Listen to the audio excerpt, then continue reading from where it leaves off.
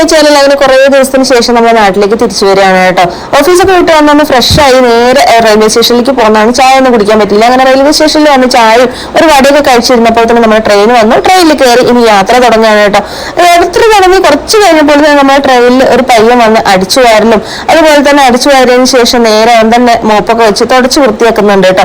അപ്പോൾ ഇപ്പോഴത്തെ ട്രെയിൻ ഇറങ്ങിയതൊക്കെ നല്ല വൃത്തിയാണ് അല്ലെ. പിന്നെ കുറച്ച് കഴിയുമ്പോൾ നമുക്ക് വീണ്ടും വിശക്കാൻ തുടങ്ങി. അപ്പൊ നമ്മൾ ഓരോ പഴംപൊരിയും അതുപോലെ തന്നെ കടലമിഠായി ഒക്കെ വാങ്ങിച്ചു കഴിച്ചു കേട്ടോ. അങ്ങനെ ചെറുതായിട്ട് വിശപ്പിനൊക്കെ ഒന്ന് ശമനം വന്ന സമയത്താണ് നമ്മുടെ ഉത്രാളിക്കാവ് എത്താറായത് കേട്ടോ. പിന്നെ ഉത്രാളിക്കാവ് എത്തുമ്പോൾ വീഡിയോ എടുക്കാതെ എങ്ങനെ പോകാൻ പറ്റൂലേ. ആ ഭാഗത്ത് എത്തുമ്പോഴേക്കും മനസ്സിൽ ഏറ്റവും കൂടുതൽ തോന്നുന്ന ഒരു വീഡിയോ എടുത്ത് വയ്ക്കുക, നന്നായിട്ടൊന്ന് പ്രാർത്ഥിക്കുക എന്നുള്ളതാണ് കേട്ടോ.